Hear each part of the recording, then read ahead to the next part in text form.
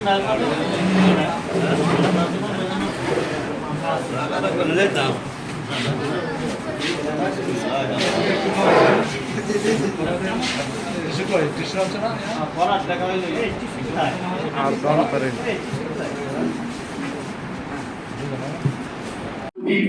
বলি নবী রাসূল, এই সাংবাদিকের আরবি হচ্ছে নবী। প্রত্যেক নবী রাসূলগণ সাংবাদিক ছিলেন। আলহামদুলিল্লাহ বলেন। সংবাদ পৌঁছে দেওয়া ছিল তাদের কাজ। আল্লাহর পক্ষ থেকে সংবাদ মানুষের কাছে পৌঁছে দেওয়া, এটা ছিল নবীদের কাজ।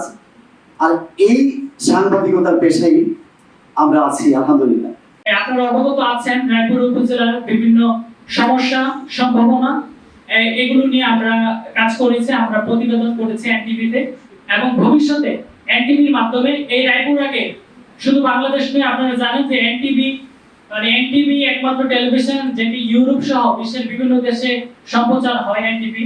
তো এনটিভির মাধ্যমে আমরা এই রায়পুর উপজেলার যে উন্নয়ন অগ্রযাত্রা আমরা তুলে ধরবো, রায়পুর উপজেলাকে আমরা বিশ্ববাসীর কাছে তুলে ধরবো, এবং রায়পুর উপজেলাকে আমরা একটি আদর্শ রায়পুরে গড়ে তোলার জন্য আমরা কাজ করব এই প্রত্যাশা করছি। এবং সকলকে আমাদের এনটিভির 23তম বর্ষ পদার্পণের উপলক্ষে সকলকে শুভেচ্ছা অভিনন্দন জানিয়ে আমি আবার স্বাগত বক্তব্য এখানে শেষ করছি। আজকে যাদের এই উদ্দেশ্যে যে আয়োজন, আমাদের সকলের প্রিয় টেলিভিশন চ্যানেল এনটিভির এই জন্মদিনের অশেষ শুভকামনা জানাচ্ছি।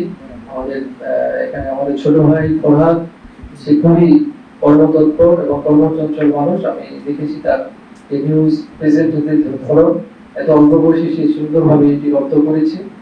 আমি তার বেশ কয়েকটি নিউজে আমিও এসেছি। সে পরীক্ষাটা এসএসসি পরীক্ষার নিউজগুলো কভার করেছে, আমাদের ইউনিভার্সিটি ব্যাপকভাবে প্রচার করেছে। অন্যান্যভাবে সেই উপজেলার বিভিন্ন রাস্তাঘাটের প্রতিবেদন তুলে ধরে আমি এগুলো দেখি অনলাইনে।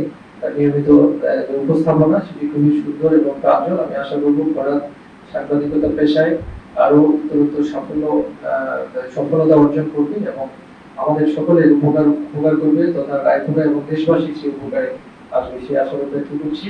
এনটিভি শুধু সংবাদিক পরিবেশন করে না, এনটিভি আমাদের অনেক সুন্দর সুন্দর অনুষ্ঠান উপহার দেয়। আমাদের পশ্চিমে আমি শেয়ার বলে যে পিএইচপি কোরআনের আলো ছোটদের কোরআন তেলাওয়াতের প্রতিযোগিতার অনুষ্ঠান যে রমজান মাসে প্রচারিত হয়, খুবই জনপ্রিয়। একইভাবে গানের অনুষ্ঠানও তারা বিভিন্ন গানের অনুষ্ঠান প্রচার করে। সেরা মধ্যে বিভিন্ন টিভিতে আবিষ্কার হয়েছে। তারপরে নাটক, সিনেমা, বিভিন্ন ধরনের তথ্যচিত্র, প্রামাণ্যচিত্র এই টিভির মাধ্যমে আমরা দেখতে পাই। টিভিতে আমি নিয়মিত এই টিভির দর্শক একজন। আমি 7:30টায় যে সংবাদটি প্রচারিত হয় সেটি আমি নিয়মিত দেখার চেষ্টা করি।